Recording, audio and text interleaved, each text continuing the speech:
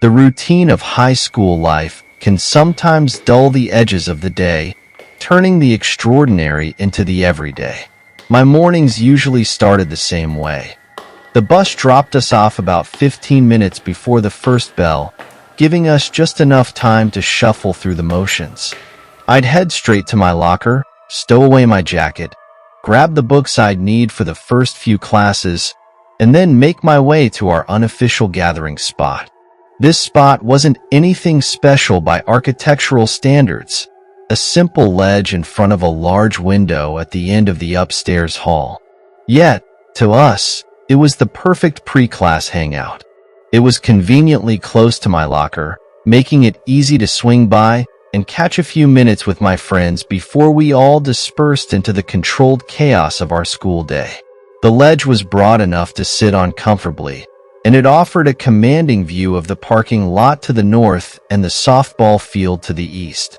On clear mornings, the sunrise would flood the corridor with a warm, golden light, bathing everything in a serene glow that belied the frantic energy of a typical high school morning. There were usually about 5 of us who met there each morning. We'd talk about everything and nothing: homework, games, the latest gossip, until the warning bell snapped us back to reality. This particular morning was no different, or so it seemed at first. We laughed, shared stories from the previous evening, and watched as other students hurried past, the ever-present countdown to the first class ticking away in the background. As the area began to clear and the noise level dropped, I took a moment to look out the window. It was something about the calm of watching others rush that made these last few minutes of freedom feel even more precious. I noticed a few stragglers dashing into the building, their faces etched with the universal look of "just made it." Then, something, or rather someone, unusual caught my eye. A man hurried into the school through the entrance below. He was too old to be a student, and his attire was far from what our teachers would wear. Dressed in an old, baggy sweatshirt and sweatpants, he looked out of place, more suited for a lazy Sunday at home than a weekday at a bustling high school. At first, I thought he might be a substitute teacher, albeit poorly dressed for the occasion. But something about him didn't sit right with me. Shaking off the curiosity, I headed to my class as the final bell loomed. My classroom was also on the second floor, not far from where I had been standing, which made it a short walk through the now thinning crowd.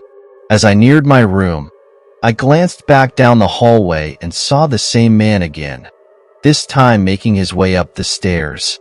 He seemed in no particular hurry now, his demeanor casual, almost like he belonged there. With a shrug, I turned into my classroom and settled in for the day's lessons. The morning passed in a blur of lectures, notes, and the usual classroom dynamics. It wasn't until lunchtime that I saw him again. I was sitting in the cafeteria, sandwich in hand, chatting with a couple of friends, when I noticed him walk through. He entered from one side, scanned the room briefly, and exited out the other. His presence struck me as odd. Why was he here, and what was he looking for? It was strange enough to see him once, but 3 times in different parts of the school started to weave a thread of concern through my thoughts. However, the rush of lunch and the pull of conversations soon pushed these worries to the back of my mind. It wasn't until my last class of the day that the full weight of the situation would come crashing down. The day continued uneventfully after lunch, with the normal rhythm of classes resuming. It was easy to let the morning's odd encounter slip to the back of my mind as I focused on lectures, assignments, and the usual banter with classmates. It wasn't until my last hour class that the strange tranquility of the day shattered. About halfway through the period, the classroom phone rang, slicing through the low hum of our work. Our teacher, Mr. Merritt, walked over to the desk with his usual calm demeanor. However, as he listened to the voice on the other end, his face tightened, and his eyes flicked briefly toward the class with a hint of concern. He hung up and turned to us with a seriousness that instantly quieted the room.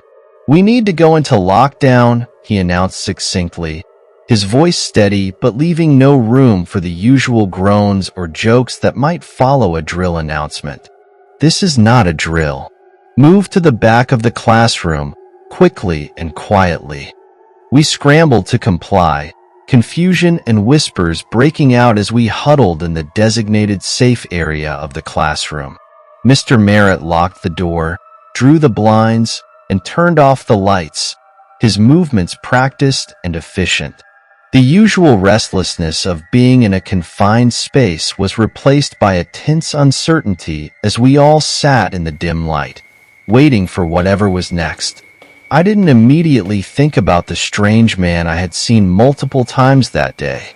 My mind was more occupied with the immediate concerns. Was there a threat in the building? Had something happened nearby? The theories multiplied as whispers circulated among my classmates. Mr. Merritt kept his watch near the door, his expression unreadable, but his posture rigid. Every muscle seemed prepared for action. The minutes stretched into what felt like hours. The silence was oppressive, broken only by the low murmurs of my classmates speculating and the occasional shuffle of nervous movement. Finally, after what seemed like an eternity but was probably closer to an hour, the loudspeaker crackled to life, and the principal's voice filled the classroom, announcing the end of the lockdown. "Attention, students and staff." His voice echoed slightly, trying to project calm authority. "The lockdown has been lifted. Please remain in your classrooms until the bell rings. Thank you for your cooperation." Relief washed over the room in a palpable wave, but it was tinged with confusion and lingering fear. Mr. Merritt let out a long breath and gave us a small, reassuring smile before turning the lights back on. We all began talking at once, the need to express our thoughts and fears overriding the usual classroom decorum. The bell eventually rang, releasing us from the tension-filled room. As we filed out, the atmosphere in the halls was subdued. The usual end-of-day energy was dampened by the day's events. I headed straight for the bus, my mind racing with questions about what had just happened. When I got home, my mom was waiting for me, anxiety clear in her eyes. "Are you okay? What happened at school today?" she asked before I could even set my backpack down. I nodded, taking a deep breath before I started to recount the day. "It was weird, Mom. I saw this guy at school this morning, and then again a couple of times throughout the day. He didn't seem like he belonged there." As I explained, her expression grew more concerned. "That was why the school was locked down," she said, her voice tense. "The school sent out an email. A man was seen walking suspiciously around the hallways. They called the police, but he managed to escape through an open window before they arrived." Hearing that, my stomach dropped. "That was the guy I saw," I murmured, the pieces clicking into place. It was unsettling to realize that the man I had noticed casually walking around the school had been the cause of the lockdown, that he had been lurking around the school unnoticed for most of the day until the final period was alarming. "It's scary," my mom admitted, pulling me into a hug. "I'm just glad you're safe." That night, I lay in bed, replaying the day's events in my mind. The face of the man I had seen intermittently through the day haunted me. Who was he? What had he been planning to do? The fact that he had escaped filled me with unease. The school was supposed to be a safe space, a place where we didn't have to worry about intruders or danger. Yet, he had walked through its halls with an ease that suggested familiarity and intent. Sleep was elusive as I tossed and turned, the shadows in my room seeming to move suspiciously. The day had started as any other, but had quickly spiraled into something out of a suspense novel. I was left with a deep-seated feeling of vulnerability, a reminder that safety might be just an illusion.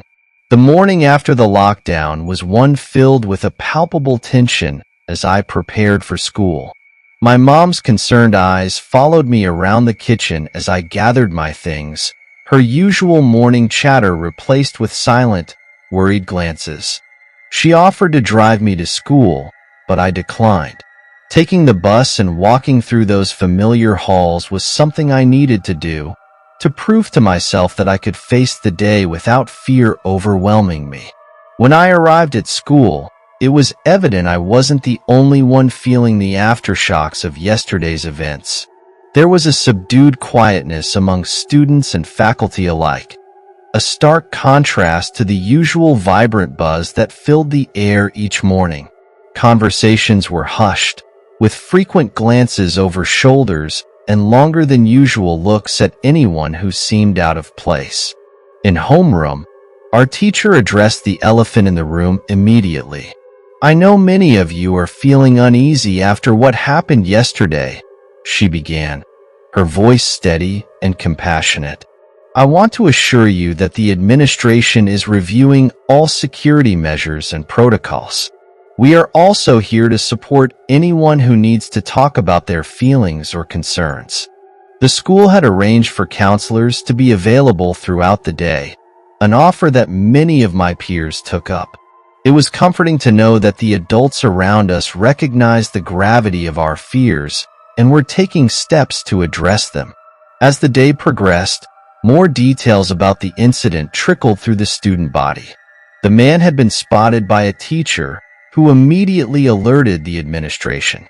His presence and behavior were suspicious enough to warrant a full lockdown. The police were investigating, but no one knew much about the man's identity or his reasons for entering the school. During lunch, I sat with my usual group of friends. The topic of our conversation inevitably turned to the lockdown. "Did you hear they still haven't caught him?" one friend asked, her voice tinged with anxiety. "Yeah," another chimed in. "It's kind of scary to think he was just walking around, and no one knew anything was wrong." I listened more than I spoke, my mind replaying my sightings of the man. I had noticed him multiple times, and yet I hadn't thought much of it until it was almost too late. It made me realize how important it was to be aware of my surroundings and to trust my instincts. That evening, there was a community meeting at the school. My mom and I attended, along with a large number of other families. The principal and other school officials were there, along with local law enforcement. They discussed the incident, the ongoing investigation, and what measures they were implementing to ensure our safety.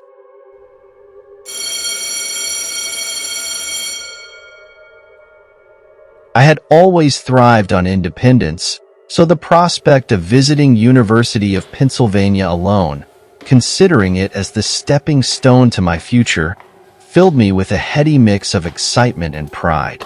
The journey to Philadelphia, Pennsylvania, was smooth, a reassuring omen, I hoped, as I navigated the new terrain of college tours and potential life choices. Staying by myself at the inn added an extra layer of adventure to the trip.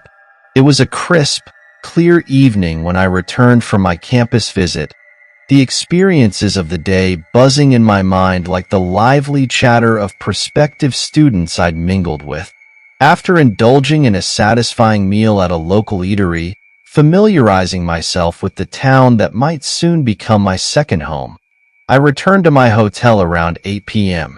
The room was exactly as I had left it, neat, impersonal, and strangely comforting in its hotel standard decor. With plans to head back to the campus the next morning, I settled into the temporary solitude of room 112. Around 9 p.m., an unusual sound pierced the calm, a sharp, persistent alarm followed by a flashing white light from the corner of the ceiling. It was unexpected and a bit thrilling in the mundane setting of a hotel room. A recorded message looped in the background, its tone incongruously calm against the shrill of the alarm. "All guests, please remain in your rooms. This is a lockdown." Locked down? In a hotel? This was new to me, and while I initially found the situation more intriguing than alarming, the novelty quickly began to wane. The alarm ceased after a few minutes, but the light continued its relentless flashing, a beacon of unrest. Trying to reclaim some normalcy, I turned on the TV, letting the drone of an evening sitcom drown out the repeating message, now an irritating background noise to my evening routine. By the time I turned off the TV and settled under the covers, the room was bathed periodically in stark white light, an unwanted nightlight that promised to disrupt any hopes of a good night's sleep. I was on the verge of calling the front desk to inquire about the commotion when the room phone rang. Slicing through the silence, I answered, expecting an update, perhaps an all clear. Instead, the voice that greeted me was tight with urgency. "Please remain calm and walk out the door now," the front desk attendant instructed, her voice a stark contrast to the calm messaging of the lockdown alert. My heart raced. Adrenaline flushed through my veins. "What's going on?" I managed to ask, trying to sound more curious than alarmed. "There's someone in your room. Get out immediately," she responded. That statement hit me like a cold wave. Dropping the phone, I instinctively scanned the room. My gaze darted from one potential hiding spot to another. Under the bed, the bathroom, both clear. But then, my eyes caught something unsettling. The closet door, ajar just a sliver, seemed innocuous enough until I saw it. The briefest glimpse of a face, eyes staring back at me through the narrow opening. In that frozen moment, everything fell eerily silent. The looping lockdown message now a distant echo. The door slid shut abruptly, snapping me out of my shock. Panic took over. I bolted from the room, the hallways eerily quiet as I ran towards the safety of the lobby. The front desk staff, upon seeing my distressed state, quickly ushered me to a secure area behind the counter and showed me security footage that made my blood run cold. It displayed a man, nondescript in appearance yet clearly up to no good, prowling the hallway earlier that evening. He paused at my door, used a card to gain entry, and disappeared inside. Just like that. As I watched the security team and later the police escort him out in handcuffs, the reality of the danger I had been in struck me hard. He was an average-looking man in his 40s, short and unassuming. Someone you wouldn't look twice at in daylight, but who now seemed menacing in the harsh light of the situation. As he passed by, our eyes met, and in his glance, I saw a chilling recognition, as if he had known who I was all along. The incident left me shaken, haunted by the thought of how long he had been hiding there, watching. The safety of my seemingly secure hotel room had been violated, turning what was supposed to be an exciting solo adventure into a terrifying ordeal. As the hotel staff apologized and police officers asked me routine questions, part of me wanted to just forget it all and focus on my college visit. But another part knew that this experience would linger in my memory, a stark reminder of vulnerability even in the most mundane settings. The remainder of that night blurred into a sequence of statements, police questions, and the incessant replay of the incident in my mind. I was moved to another room, higher up, closer to the center of the hotel, supposedly safer. Despite the efforts of the staff to reassure me, the shadow of the event loomed large, casting a pall over the sanctuary of my temporary haven. Sleep was a stranger that night. Every shadow seemed to shift, every noise a potential threat. The following morning arrived with a gray, overcast sky that matched my mood. My enthusiasm for the university visit was dampened, replaced by a lingering anxiety that clung to me like the morning fog. Nonetheless, I decided to proceed with my planned visit to University of Pennsylvania. There was a part of me that needed the normalcy, to be surrounded by the bustling energy of potential students and the vibrant life of a college campus. As I walked the paths of the university, part of me was there, absorbing the information, admiring the facilities, and imagining a future that just yesterday seemed so promising. Yet, another part remained back at the hotel room, replaying the moment of discovery, the fear, and the what-ifs that followed. The tour guide's voice seemed to come from a distance, and my responses were automatic, the right words delivered with a smile that felt hollow. After the tour, I found a quiet bench under a sprawling oak, a spot that seemed untouched by the chaos of my current circumstances. I called my family, the sound of familiar voices a balm to my frazzled nerves. I recounted everything, feeling the weight lift slightly with each word. They urged me to come home, to leave behind the ordeal, but I was torn. Going home felt like giving up, letting the fear win. But staying felt increasingly like a test of resolve I wasn't sure I was ready for. My decision came slowly, an uneasy truce with my own apprehensions. I chose to stay, to not let this one terrifying experience define my entire trip or my view of what could potentially be my future college. I spent another night at the hotel, this time accompanied by a security guard posted on the floor as an additional safety measure, an arrangement that both comforted and saddened me. The rest of the visit passed without incident, but the relief of leaving the hotel for the last time was palpable. As I drove away, the hotel shrinking in my rearview mirror, I felt a mix of emotions.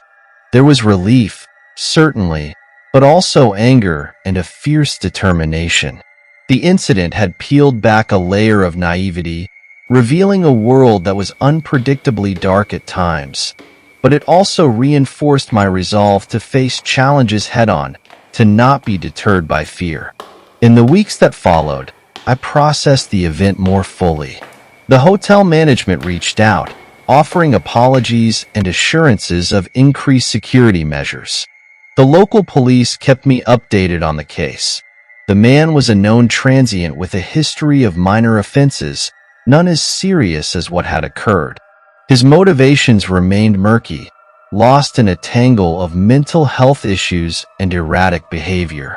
As I made my final decision about college, University of Pennsylvania remained high on my list.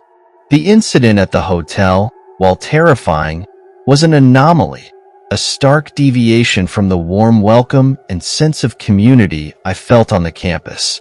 I realized that fear would be a companion in many decisions in life, but it would not be the deciding factor.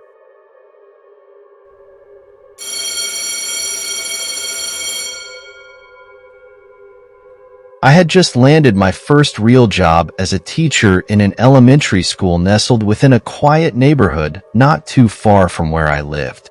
The excitement of embarking on my new career mingled with the nervousness of actually standing in front of a class of 20 lively first graders, eager and unpredictable in equal measure.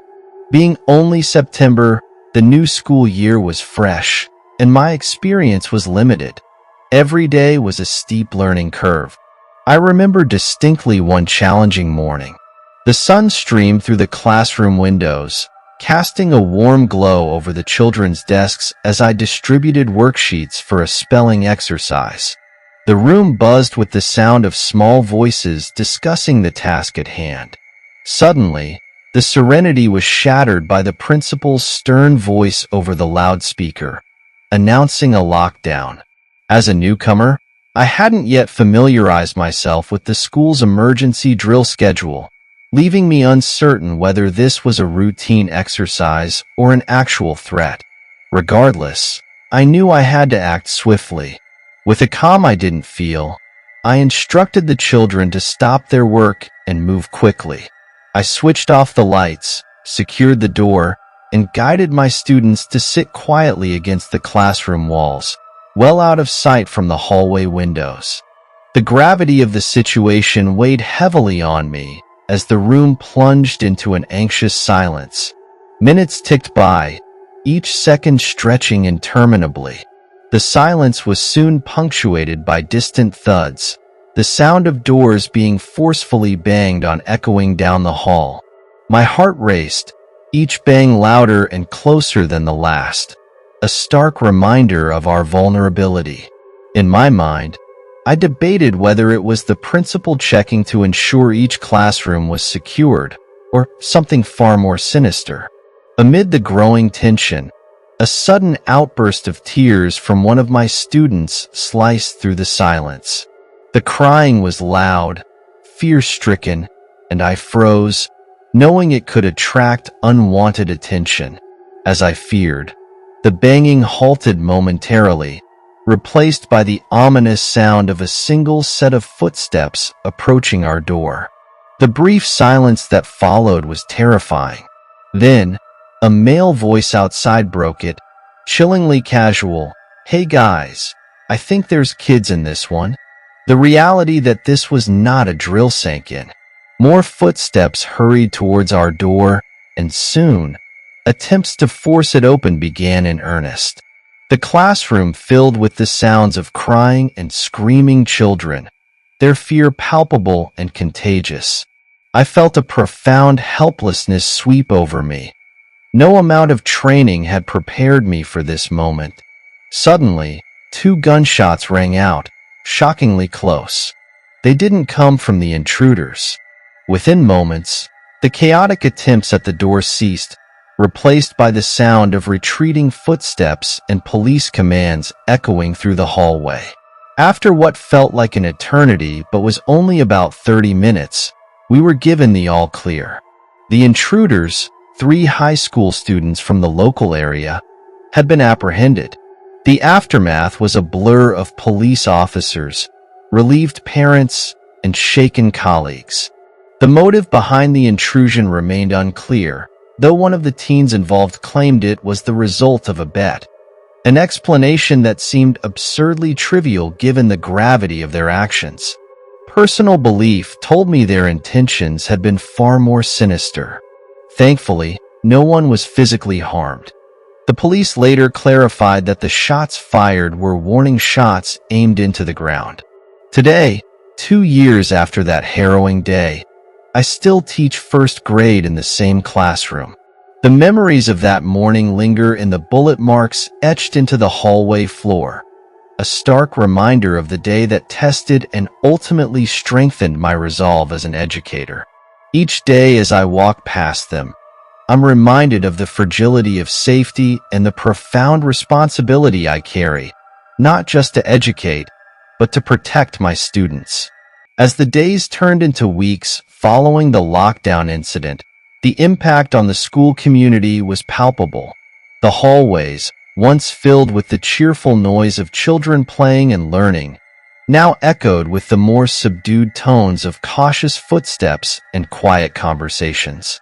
Parents, understandably shaken by the event, were more visible around campus, dropping off and picking up their children, lingering to exchange worried glances or to speak in hushed tones with teachers and administrators. The school administration took swift action to bolster security measures. Cameras were installed at key points around the campus, and the presence of security personnel became a new norm.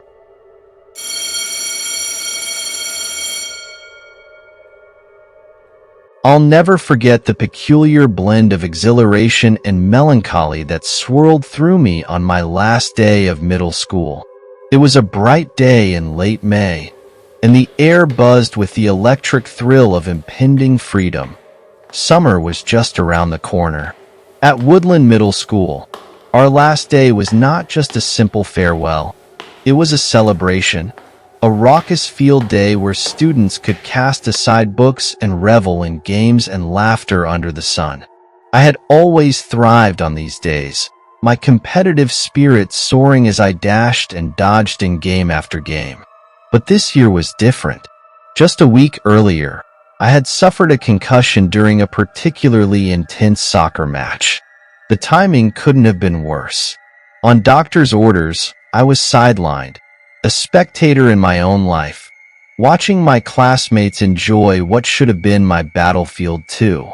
It stung, a quiet burn in my chest as I watched the jubilant chaos from afar.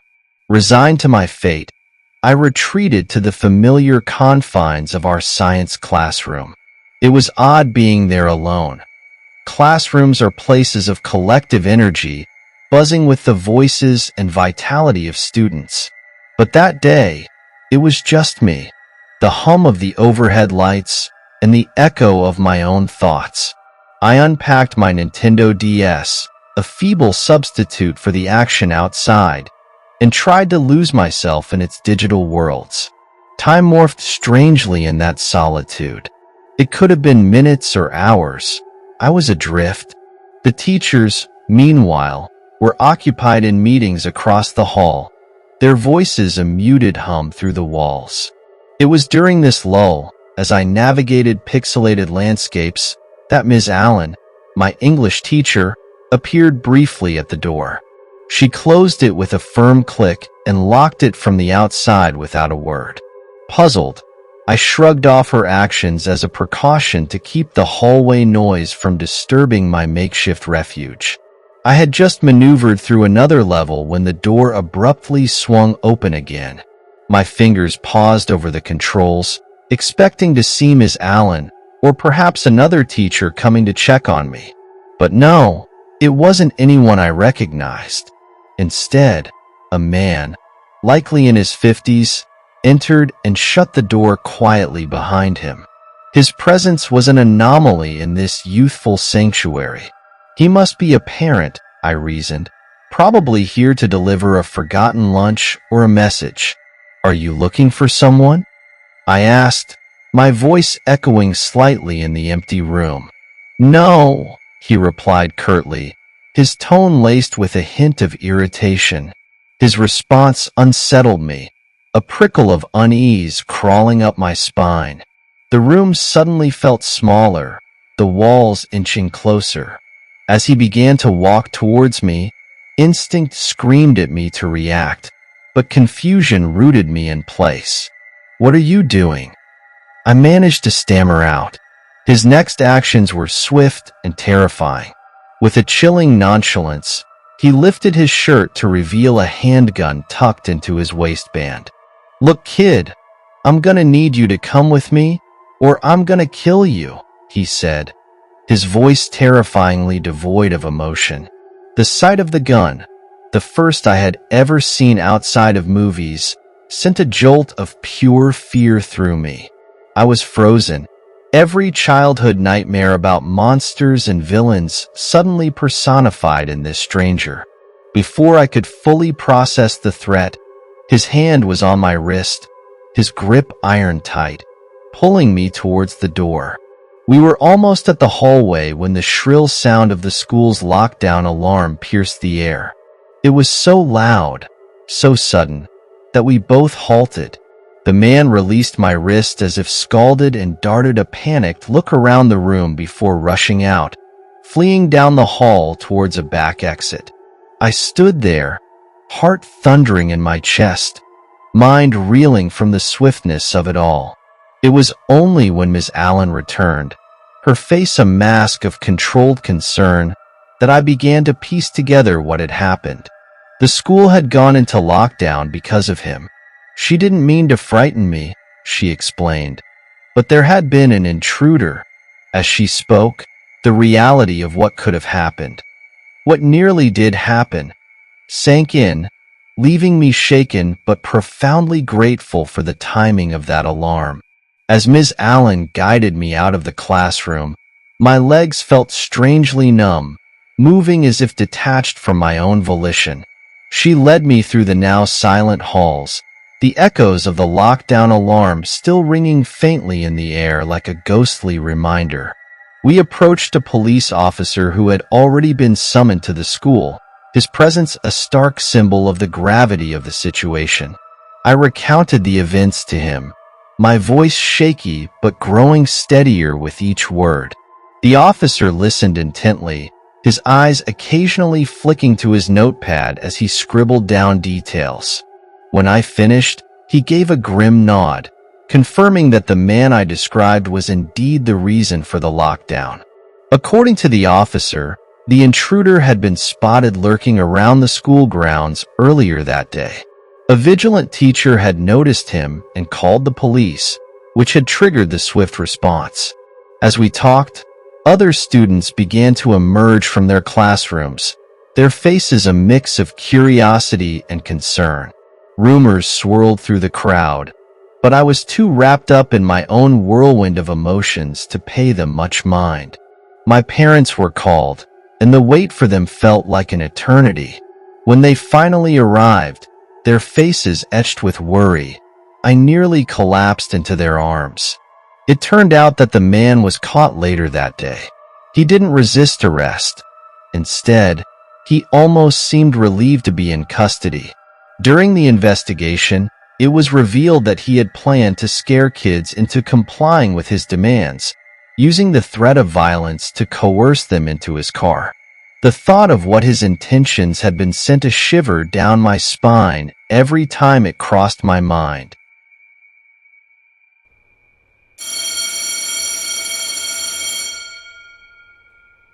It was a day like any other in my freshman year of high school, mundane, with the slow tick of the clock marking my boredom.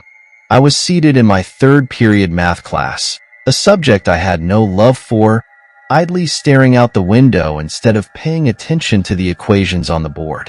From my vantage point at the back corner of the classroom on the second floor, I had a clear view of the front parking lot below, a view that often served as my escape from the monotony of algebra. On this particular day, my watchfulness was rewarded with something more exciting than the usual parade of teachers' cars and bustling students. As I gazed out, several police cars turned sharply into the school parking lot, their presence immediately piquing my curiosity. It was unusual to see law enforcement at our school, especially in such numbers, and it momentarily made me forget about my impatience to leave class. My desire to escape the boredom was due to more than just my disinterest in math.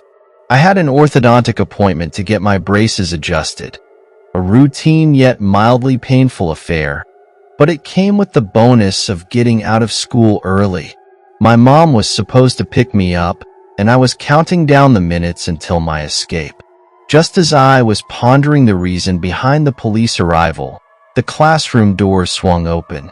The interruption came in the form of a student messenger, holding a pass that I hoped bore my name. Sure enough, the teacher paused his lecture, took the pass, and called out my name. A small wave of relief washed over me as I gathered my things, received my homework assignment for the next day, and made my way to the front of the room to collect the pass.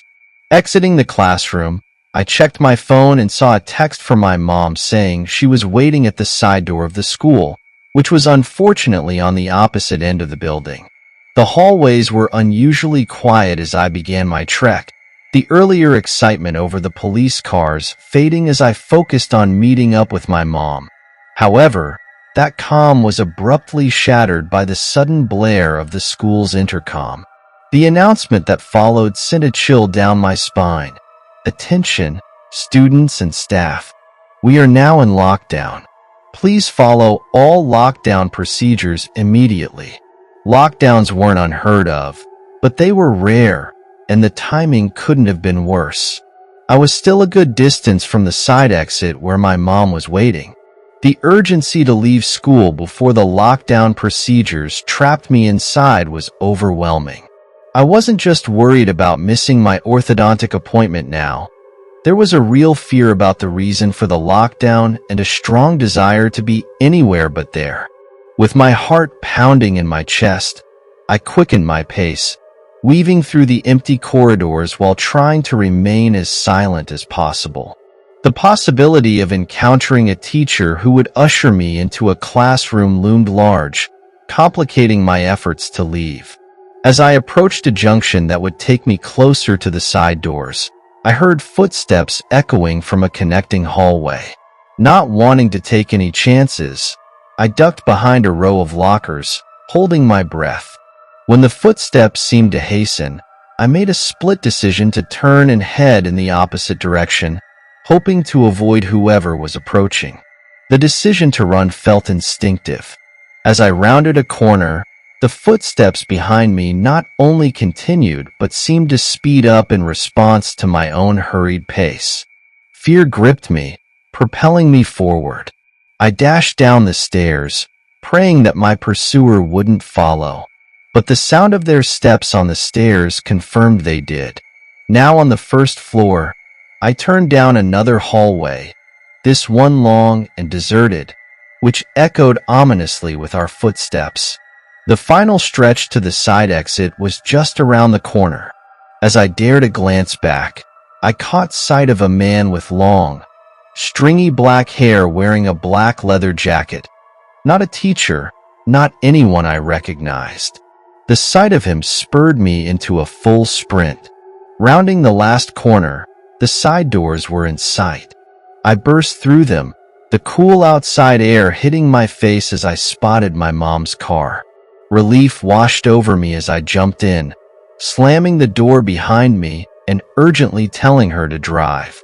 I explained what happened as we pulled away, my eyes glued to the rearview mirror, half expecting to see the man following us.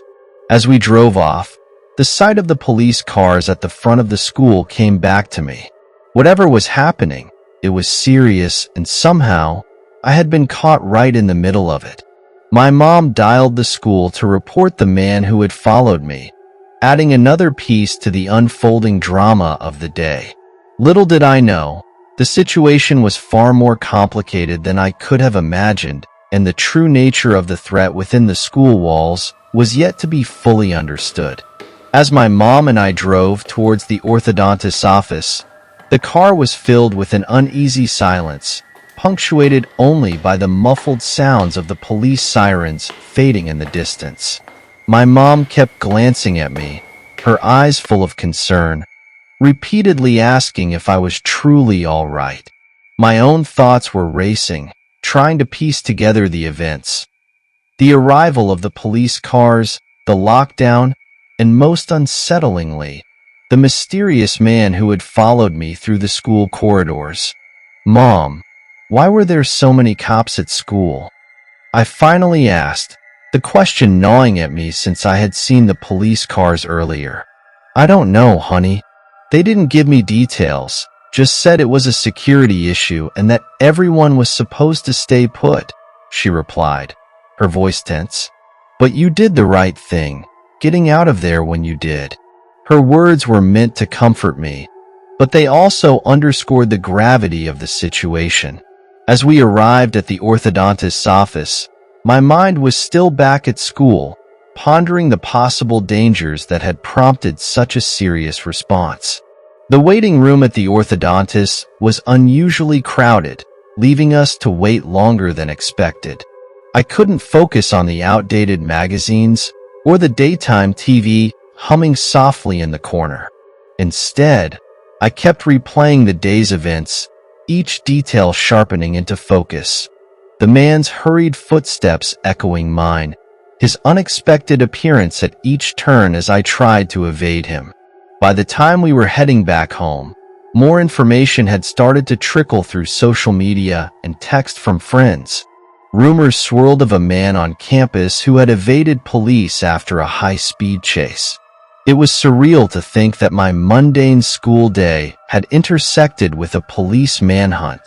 When we finally returned home, the local news confirmed some of the rumors. The report detailed how a suspect, fleeing from a routine traffic stop, had crashed his car near the school and run onto campus. The man was reportedly trying to evade capture by blending in with the school environment. It was a chilling thought that the person I had seen and who had pursued me down the hallways was a fugitive. "That's him, Mom. That's the guy who was following me," I said, pointing at the blurry image of the man on the news screen. The realization hit me hard, a mix of relief and horror washing over me. I was safe now, but the danger had been real, more real than I had allowed myself to comprehend while it was happening. The next day, The atmosphere at school was charged with a mix of tension and an almost morbid curiosity. Police presence had increased, and there were hushed conversations at every corner of the hallways. Teachers and staff tried to maintain a semblance of normalcy, but the anxiety was palpable. In homeroom, our teacher, Mr. Jenkins, addressed the elephant in the room. "I know many of you are concerned and have many questions about yesterday's incident. I want to assure you that your safety is our top priority and that the administration is taking every necessary step to ensure a secure environment here at school." He went on to explain that the school would review its security protocols and that counselors were available for anyone who needed to talk. It was a small comfort, but the undercurrent of fear was hard to shake. I couldn't help but feel exposed, vulnerable in a place that was supposed to be safe. Throughout the day, I caught myself looking over my shoulder, jumping at sudden noises, and avoiding the hallways where the previous day's chase had occurred. The school felt different now. What was once a familiar and safe space now seemed fraught with hidden dangers. As the day wore on, the initial shock began to settle into a grim acceptance. Conversations with friends revealed that many shared my feelings of unease. We were all processing the event in our own ways, but there was a collective sense of violation. A shared space had been tainted by the intrusion of real-world dangers. That night, as I lay in bed, the events replayed in my mind. I thought about the police, the lockdown, the chase through the hallways, and the man with the stringy black hair. Each detail was etched deeply in my memory, a stark reminder of how quickly normalcy could be disrupted. The experience had left a mark, changing my perception of safety and trust. The halls of my high school, once a place of routine and sometimes tedious predictability, had transformed into something more complex and definitely more sinister. I drifted off to sleep, the images of the day melding into the shadows of my room, a reminder of the thin line between the ordinary and the extraordinary. In the days that followed the lockdown and the subsequent manhunt at my school, a palpable sense of apprehension lingered among the student body and faculty alike. Every corridor whisper, every hurried footstep seemed magnified, echoing the residual fear of what had transpired. The school had become a different place almost overnight, a place where the unexpected had breached the mundane, leaving a mark on our collective consciousness. As classes resumed their normal rhythm, the administration made a concerted effort to address the security concerns. Meetings were held with parents, students were briefed on enhanced safety measures, and local law enforcement made their presence felt, patrolling the campus with a reassuring frequency that was both comforting and a constant reminder of potential dangers. During these days, my own thoughts were conflicted. There was relief, certainly, at having escaped a potentially dangerous encounter unscathed.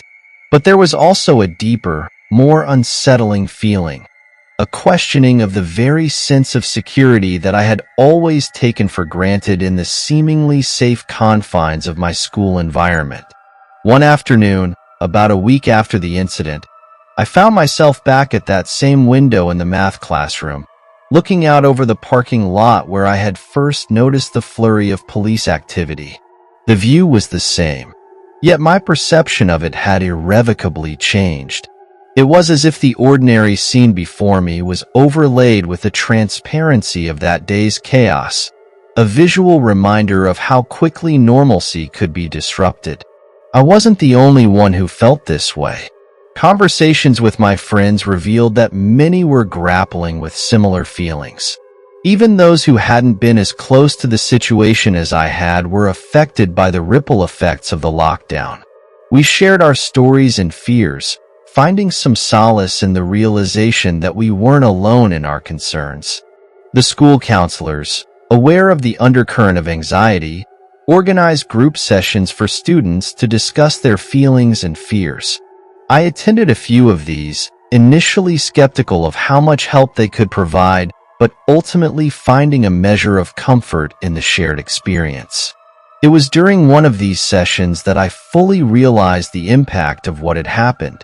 Hearing others articulate their fears helped me understand and accept my own. As the weeks turned into months, the incident began to recede into the background of our daily lives. The police finally caught the fugitive, a fact that was relayed to us in a school assembly. He had been apprehended without incident in a neighboring town, and with his capture, a collective sigh of relief seemed to sweep through the school. The normal routines resumed with a bit more vigor, and slowly, the sense of normalcy that had been so disrupted began to return.